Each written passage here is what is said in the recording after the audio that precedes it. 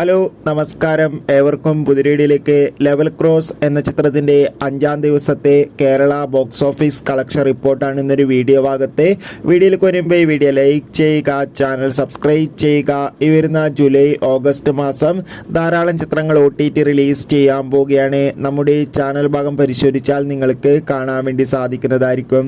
ആസിഫ് അലി, ഷർഫുദ്ദീൻ, അമല പോൾ എന്നൊക്കെ പ്രധാന കഥാപാത്രങ്ങളായ ചിത്രമായിരുന്നു ലെവൽ ക്രോസ്.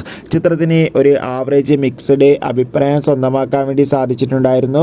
അതുകൊണ്ട് തന്നെ എല്ലാ സിനിമാ പ്രേമികളും ഒരേപോലെയായിരുന്നു ചിത്രത്തിൻ്റെ കളക്ഷൻ റിപ്പോർട്ട് അറിയാൻ വേണ്ടി കാത്തിരിക്കുന്നത്.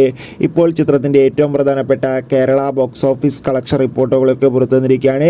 ചിത്രത്തിന് ഒരു ആവറേജ് മിക്സ്ഡ് ബുക്കിംഗ് നടക്കുന്നത് കൊണ്ട് തന്നെ കേരളത്തിൽ നിന്ന് മാത്രം ഏകദേശം 40 ലക്ഷത്തിൻ്റെ അടുത്ത് കളക്ഷൻ ലഭിക്കുമെന്നാണ് ട്രാക്കിംഗ് റിപ്പോർട്ടുകൾ സൂചിപ്പിക്കുന്നത്. എന്തായാലും കാത്തിരിക്കാം ചിത്രത്തിൻ്റെ ഒഫീഷ്യൽ കളക്ഷൻ റിപ്പോർട്ടിനായി. ചിത്രം കണ്ടവരുടെ അഭിപ്രായം കമൻറ്റ് ചെയ്യുക.